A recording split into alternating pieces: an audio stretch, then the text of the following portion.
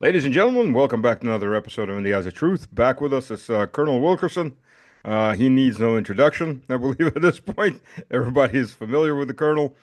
And I will start our conversation with the quote and statement heard around the world. Reporter, do you see any checks on your power on the world stage? Trump, my own morality, my own mind. It's the only thing that can stop me. That's very good. I don't need international law. Where do we go from here? I mean, at this point, Well, he should have explicitly said, I don't need domestic law either, he because actually kind of said that too. yeah, There was another he's reporter asking him. he's discarding that completely. There was Uh, another reporter that asked him that, and he did the same thing. And the guy's like, "Well, I thought you'd say the Constitution and the courts." Oh yeah, that yeah. oh yeah, those things, those things that I'm about to waive and put aside. Um, Thomas Edsall had a piece in the New York Times, I think, op-ed this morning, or I think he wrote it a couple of days ago, but it's entitled "If Power Corrupts, What Do We Have Here?" And Oh, then he goes into a very detailed discussion with numerous citations from people expert in the field of dementia, narcissism, psychopathy, and so forth, and just pinpoints everything that Trump has said that identifies him as one of the most affected people on the face of the earth, and certainly the person with the most power is affected. And then jeez. leaving a big question mark, what do we go to next? Yeah, this isn't, the king of Denmark or the king of Spain. This is the God Emperor of humanity. I think it's even worse than that because even Caligula had some thoughts. even even people that we even Hitler had a rational way of addressing certain things. It grew more and more atrophied as time went by in the war, but nonetheless, he had a rational way of looking at things. You could say that it was tainted with the evil from the very beginning, but Trump doesn't have any of that. It's all about what's conjured in his idea of what he wants at the moment. And he often articulates that, especially in press meetings. I'm sure people take him in the wings, and maybe they don't. Maybe that's where the problem. Yeah. Tell him that maybe he could be a little more circumspect, and we'll bring about this coup a little easier and a little quicker. Oh, jeez. And JD Vance is becoming more and more like him every day. People in this country were holding out hope that JD Vance would be saner, more responsible, more lawful, both domestically and internationally. But he's just tracking with Trump now as if he's a troglodyte, neophyte follower. I mean, not his Do, own independent self. do you think he's doing that just to survive?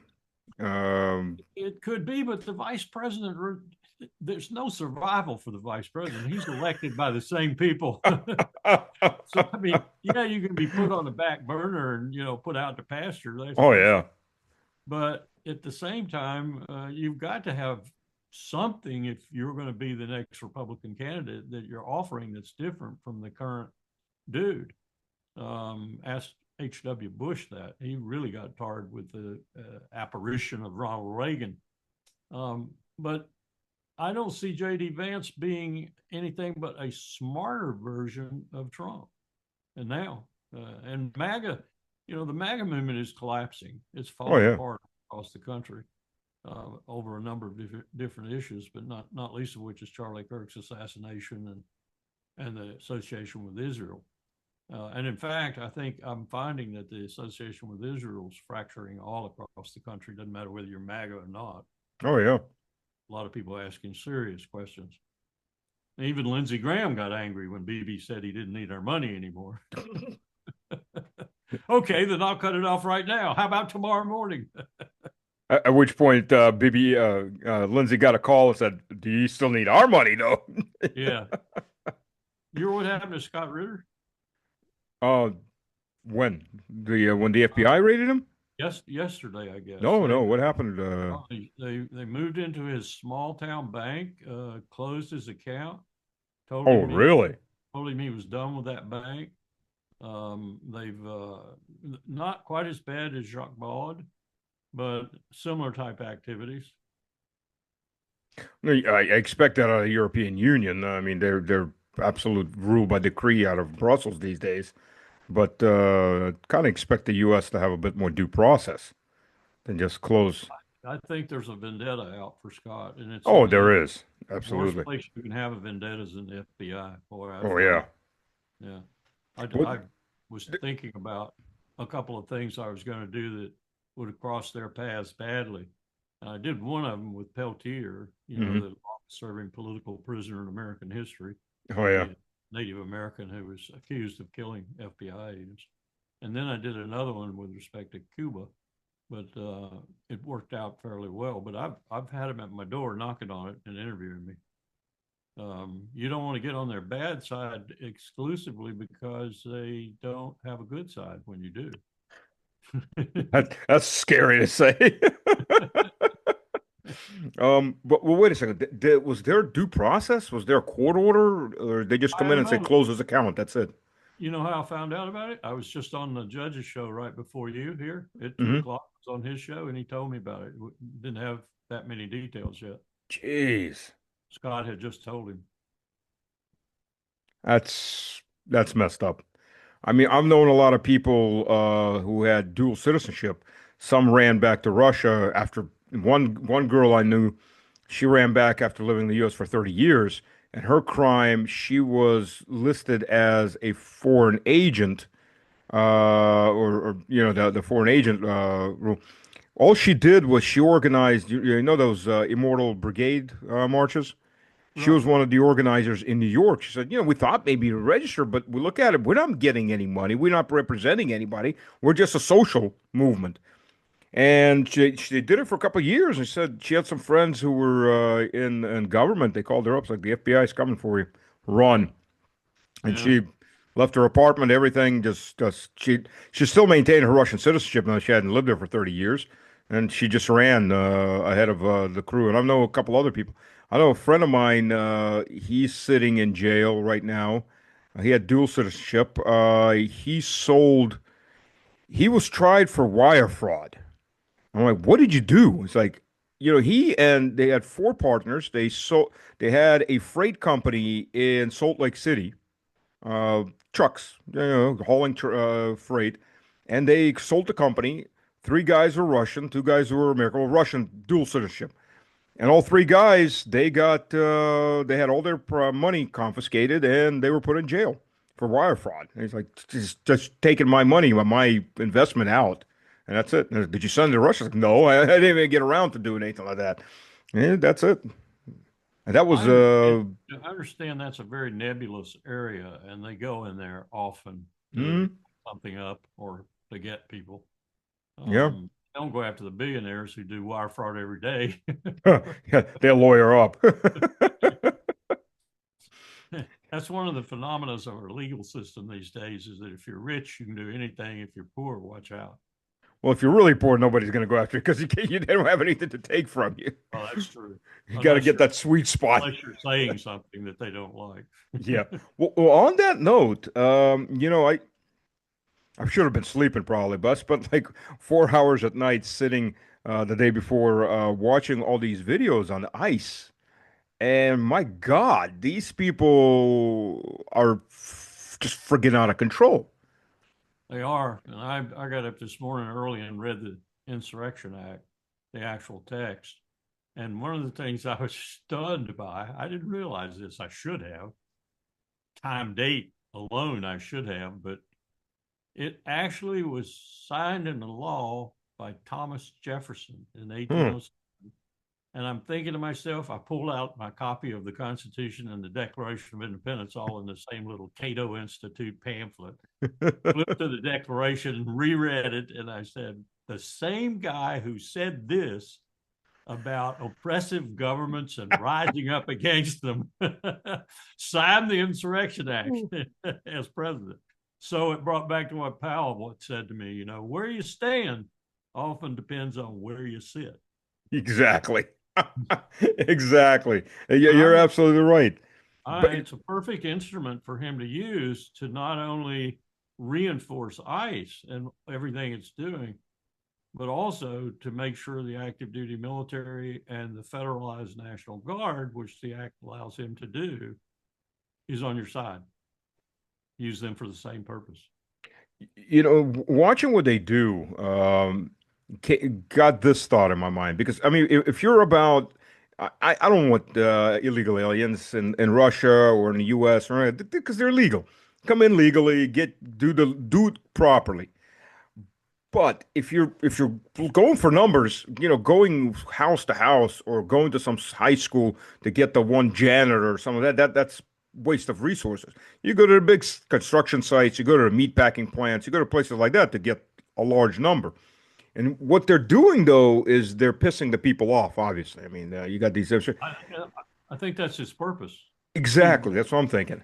he wants something that eventually he can label an insurrection. Sir, Go, exactly what I'm thinking. yeah. The act talks about states, and then it talks about the general union. So he wants to go into states that are democratic, like where he is with ICE right now, Yeah, first. But then it spreads. Then you can yeah, spread it. Yeah. yeah. Yeah, I think there'll be quite a few Republican states. I mean, the whole South remembers about a president sending in federal troops into a Yeah. state. Alabama's a good case in point right now. Yeah. The Alabama electorate is defying some of the things that MAGA stands for because the Alabama population, and many of them were MAGA originally, is most affected by this increase in prices, by the Hmm. affordability problem. And we have Hegseth, the Secretary of Defense of War, War. has Yeah, war. has started mucking around with Alabama's one really dependable asset, which is military spending.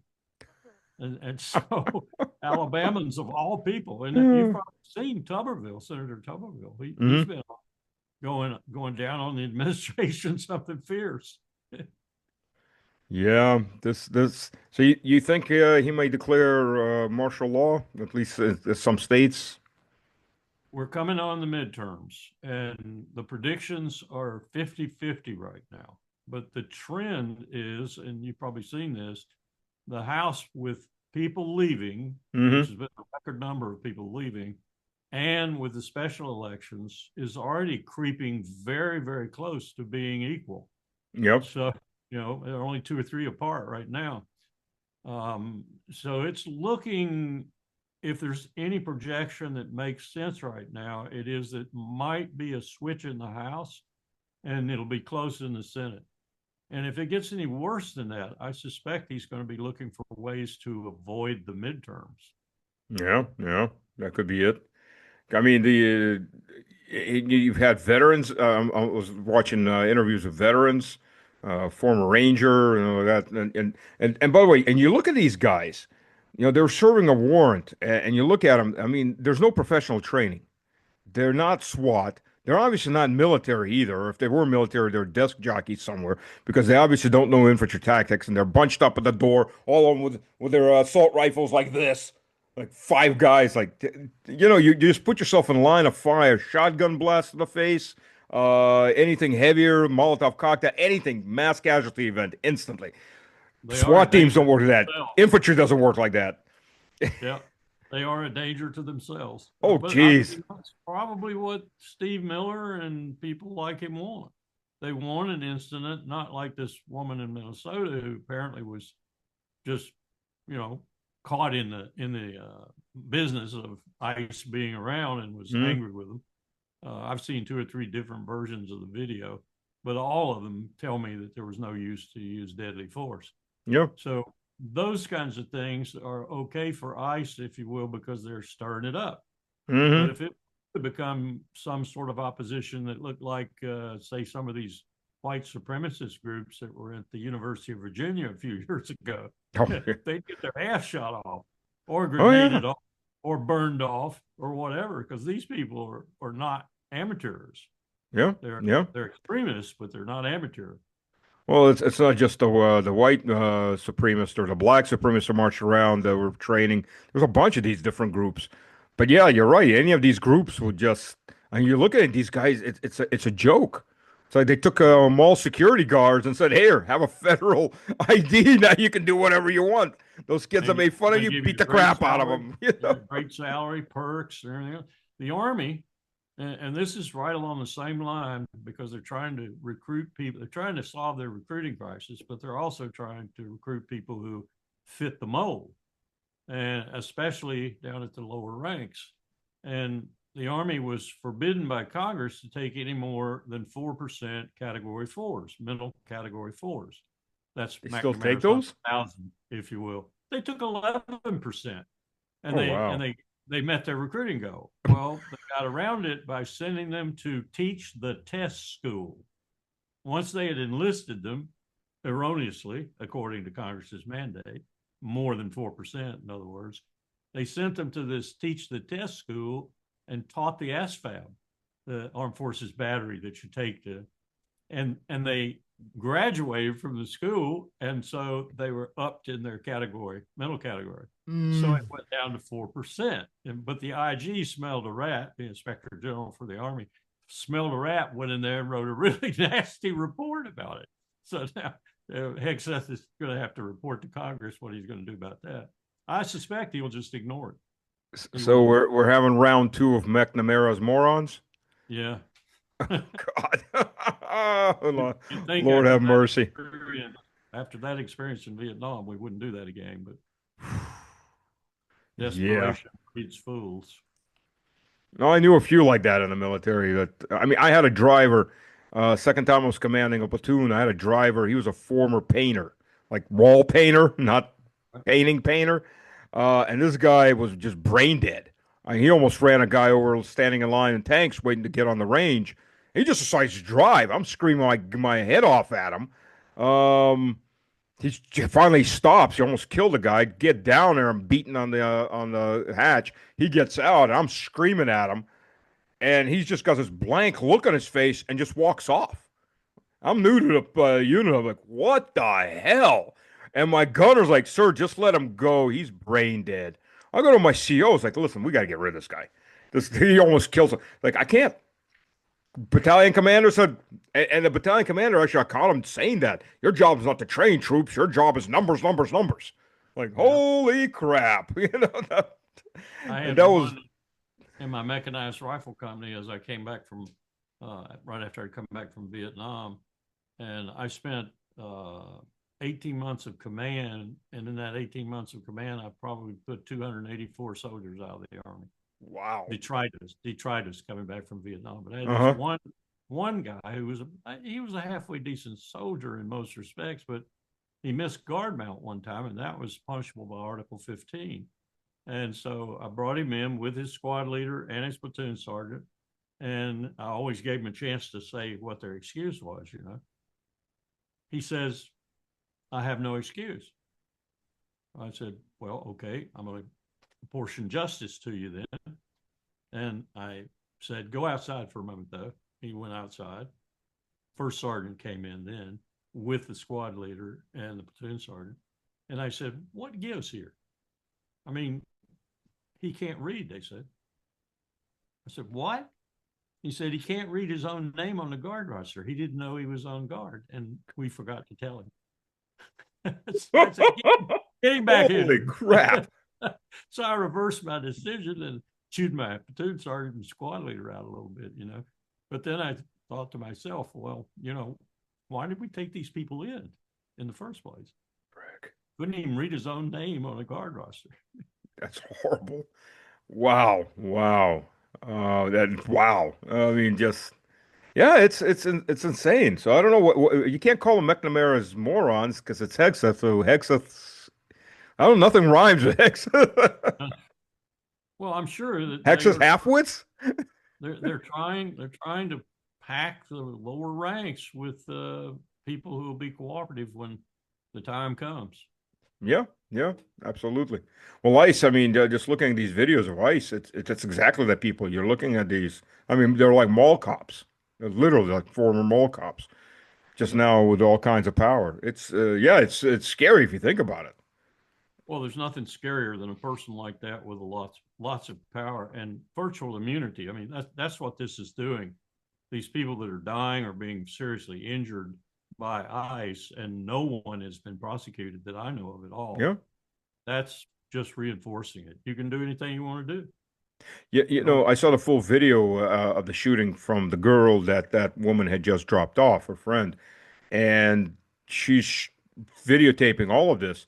And the ICE guy that shot Good, he turns around when finds figures out, gets in a car, and they just drive off. Like, so yeah, you're the leaving the idea scene of a that, crime or a yeah, possible the idea crime. that he was hurt or wounded was Oh, that was put yeah. forward by Nome, I think, Secretary Nome. I had to get like 30 stitches. Where's the blood? Where's Yeah, 30 yeah. stitches Get from some what? blood on him quick. Yeah, exactly. Yeah, he didn't look injured. He was just walking around. He didn't look injured when he got in the car. He was pretty hyped up. You know, Probably wanted to have a beer. Yeah, I got my when first kill. Uh, when George Bush formed the Homeland Security Department, there were a number of people, including my boss, Colin Powell, others, that weighed in heavily with, we already have a Defense Department. Why are we mhm. creating a Homeland Security Department? Other arguments too. The most powerful argument came to be the thing we saw materialize afterwards that was disastrous.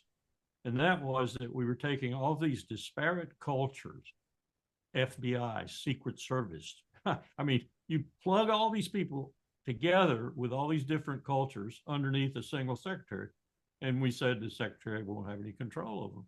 Yeah, And that's what we're seeing big time now. But we are also seeing a complicit secretary. It's not like, okay, I'll correct that. Okay, I'll make sure the law is followed next time. It's let's have some more yeah, because it's in consonance with what overall leadership wants. absolutely. You know, I pissed off a lot of people when that happened. Homeland Security was formed because I said, yeah, congratulations, the U.S. just formed the KGB. Because everybody thinks the KGB was this foreign intel. It wasn't. KGB was an umbrella. They had Yeah. foreign intel, internal intel, border guards, this, that. Sound familiar? I mean, that the U.S. just reformed its version of the KGB. Great. Uh, there's a reason And you look at keep what we're these organs doing. separate from each other. And look at what we're doing with the Customs and Border Patrol. Oh, I mean, shit. we said this to George W. Bush. Powell said it to George W. Bush. If you allow these guys and gals to move 100 kilometers, which is what the directive we put out said, from their border station internal in pursuit and in practice of their justice, that's going to spread really rapidly. And oh, what about international airports? What Oh, about yeah, yeah, oh, international airports? You said 100 miles. That means all around William B. Hartsfield in Atlanta, yeah. all around JFK in New York, all around Dallas Love Field.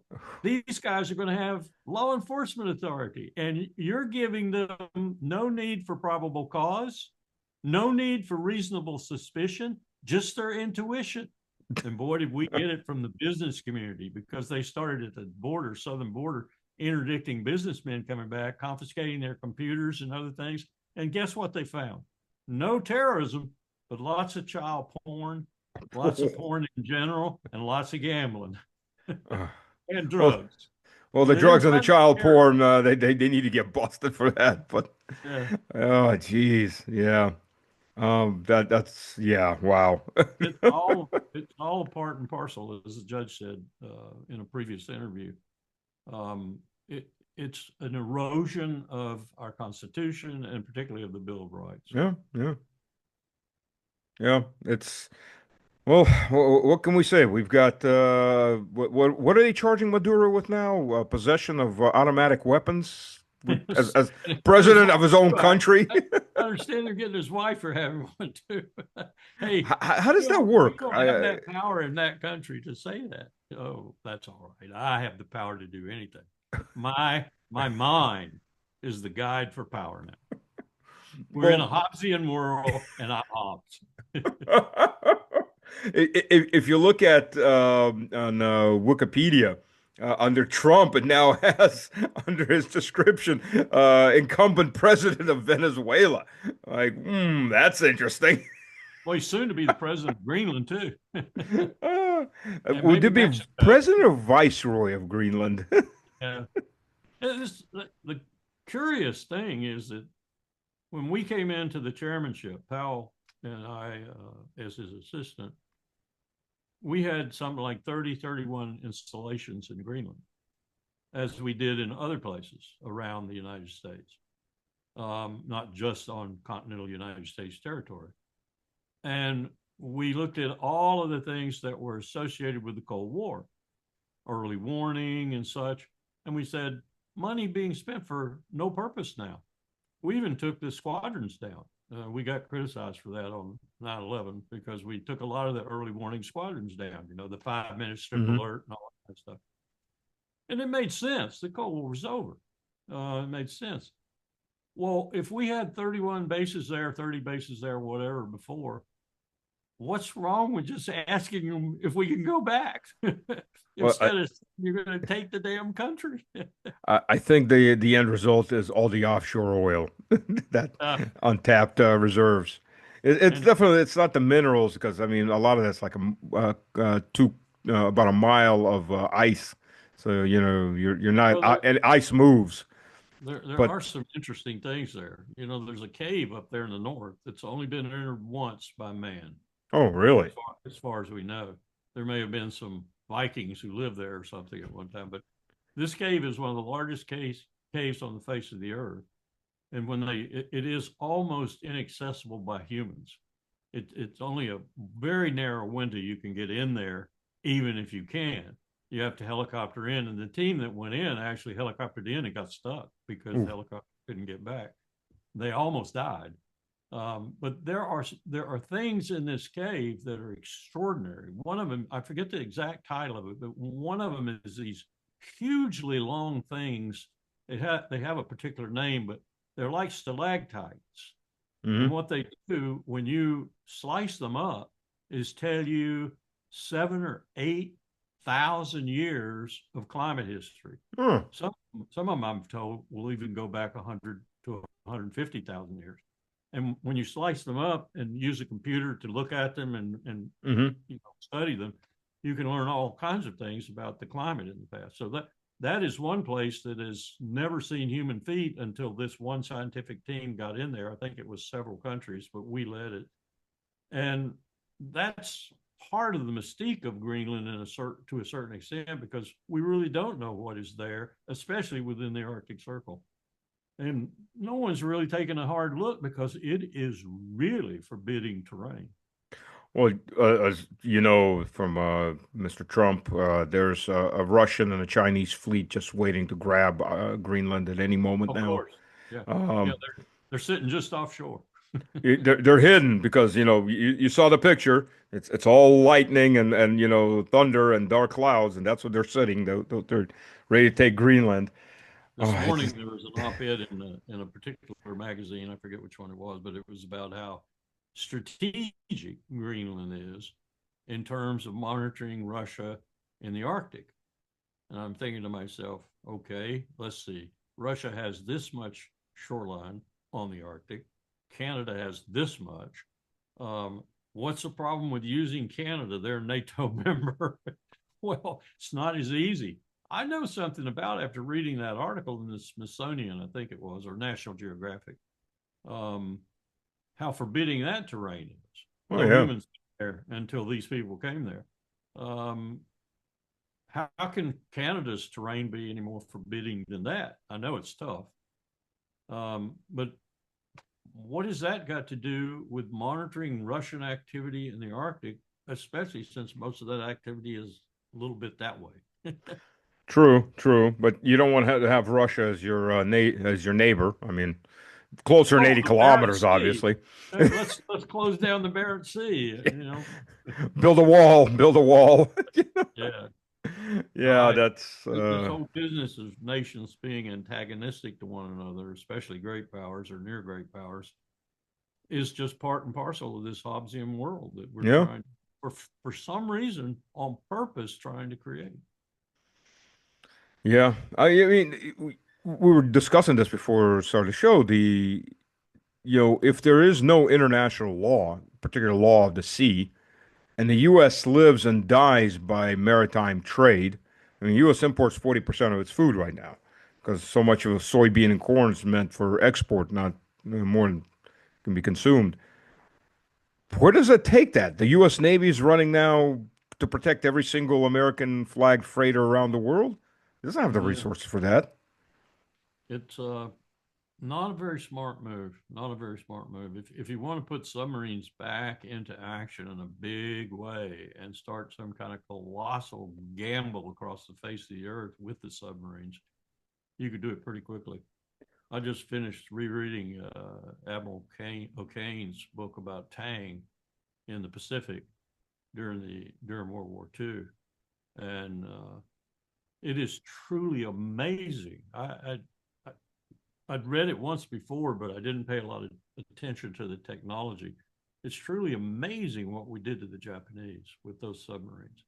I mean, you could argue that by the time you get to late 1945, the Japanese were eating rats and ants because we had so thoroughly interdicted their shipping lanes. And after all, it's an island country. I mean, even in the Formosa Strait, we called it then, Hmm. Taiwan Strait. But even in the Formosa Strait and along the Chinese coast, we were taking their ships out, Yeah, one yeah, after the other. I mean, just wiping them out, and nothing was getting into Japan. yeah. That's one. But and today it's you don't need a submarine. You can use a submarine submersible drone. Yeah, Uh, some of we the made new one. drones that can actually carry missiles on them. Yeah, we made one with 3D technology in 18 hours Yeah, and swam it to Le Havre on the Atlantic coast of France, and then swam it back. and it's You could not. put, you could put a waycoming torpedo on that, or a Yeah, metal or metallic mine, or whatever, and hmm. you could make 100,000 of them for the cost of one aircraft carrier. Yep, yep. So you don't even have to use a hypersonic missile. You just No, and what are you gonna do? Phalanx doesn't work on submersibles coming or ships coming right, drones coming right in at water level. So what do you do? But I mean, if you want to release that genie, that's suicide. And the yeah, British are doing the same thing. it's good that no one has decided that some sort of real strategy would be developed around weapon systems like that. I may be speaking wrongly. They may be thinking about it right now because they would almost instantly negate conventional weaponry. But then you have to ask to what purpose? Why would you want to spend all that money just to negate U.S. aircraft carriers or something like that? But we better bet that if we get into a global conflict, everyone's going to be doing that who's Oh yeah. involved in the conflict. Yeah, just like Well, they did in World War II. How many things did we invent in World War II? My God. The torpedoes in 1941, they would turn around and kill you. The torpedoes in 1945 would go out 99% kill, 500 pounds of Torpex, and sink a freaking monstrous ship with yeah. one or two torpedoes. Yeah. Well, the Russian torpedoes that were developed actually back in 2000s, the Kavolting torpedoes, they're going 60 knots an hour. Oh, I There's no know. ship that can outrun them. You got these wake-homing torpedoes that come out at a 90-degree to the wake of a carrier, for Hmm. example, go 120 knots. Then, when they get in the wake of the carrier, turn slow to 80 and hit the carrier in the stern. Damn, I didn't know about that. That's nasty. Well, Yeah, I mean, hypersonic missiles like the Zircon, if you think about it, you launch that at 200 kilometers out from a carrier, it's there in under a minute and a half. There's nothing that yeah. can stop it. I was telling the judge this morning how fast some of these missiles are. Oh yeah, What? Yeah, try 20,000 kilometers per hour. and maneuvering, and Yeah, maneuvering. That's the yep, key part. You can't plan where to shoot at it because it's a yep. maneuverable glider vehicle. So yeah, I think carriers. There were some people that wanted to build another carrier in Russia. They came with why? They're pointless in a big war. Smart Um, people, you smart know, people save money. oh yeah, they're They're all going hugely to be in expensive. They're all going to be in Davy Jones's locker.